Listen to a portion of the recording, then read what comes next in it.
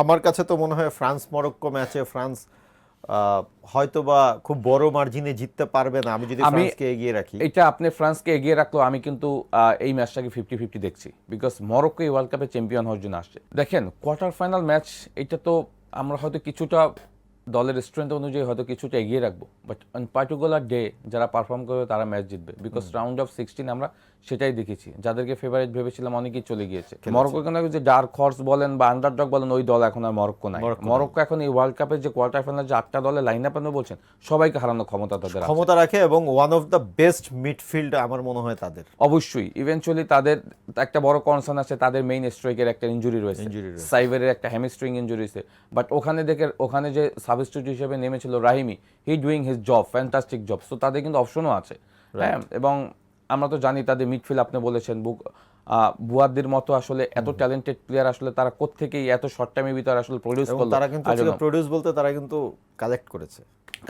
So তাদের দলের strength কিন্তু এটাই বলছে যে তারা যে কোনো দলকে কিন্তু পার্টিকুলার ডেতে হারানো ক্ষমতা রাখে। ফ্রান্সের attacking zone, one of the best attacking zone, সেটা তো আসলে নিশ্চয়ই মরক্কোর ডিফেন্সকে একটা মানে অনেক প্রশ্নবোধক চিহ্নের মধ্যে রাখতে পারে।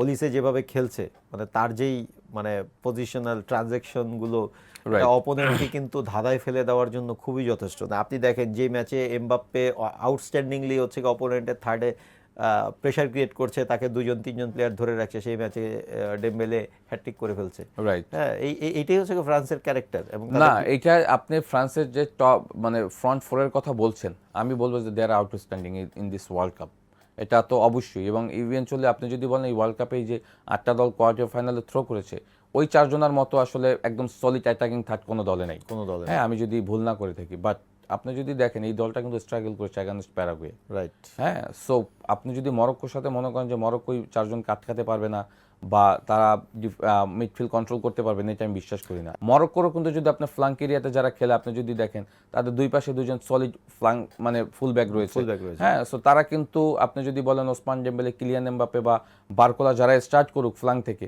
তাদেরকে আটকানোর মতো সক্ষমতা আছে। একজন না পারলে ডাবল ডিফেন্ডিং করবে, স্কোরিং চ্যানেলগুলি যদি আপনি বন্ধ রেখে যদি আপনি কাউন্টার অ্যাটাকে গোল করতে পারেন।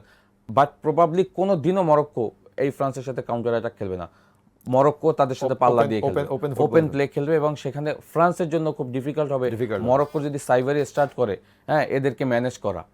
বিকজ উনাহি লাস্ট ম্যাচে যে 2 গোল করেছে, he is very very outstanding on the box area, হ্যাঁ। বিকজ তাকে আপনি একটা বল দেবেন, সে একটাই গোল করবে। ইভেনচুয়ালি মরক্কো যদি প্রথম সেট পিস গোলটা দেখেন, যেটা আশরাফ হাকিমের বাড়ানো বল ছিল, মানে ওই স্পট থেকে একদম টু দ্য পয়েন্টে গোল করা ইজ ভেরি ডিফিকাল্ট, যেটা আপনি কানাডার এগেইনস্টে করেছেন। এবং তারা যে বড় দল হয়ে উঠছে, এটাগুলো তার প্রমাণ। বড় দল হয়ে গিয়েছে অলমোস্ট, কারণ তারা অলরেডি কোয়ার্টার ফাইনালে থ্রো করে ফেলেছে। এখন তাদের টার্গেট হলো ফ্রান্সকে হারিয়ে সেমিফাইনালে যাওয়া, সেমিফাইনাল হারিয়ে তারা ফাইনাল খেলবে, চ্যাম্পিয়ন হবে। তাদের কিন্তু স্ট্রাকচার সেটা বলছে, তাদের সবাই কিন্তু একই কথা বলছে যে আমরা এই ওয়ার্ল্ড কাপে চ্যাম্পিয়ন হতে আসছি। সো সেটার মতো স্ট্রেংথ কিন্তু তাদের দলে আছে।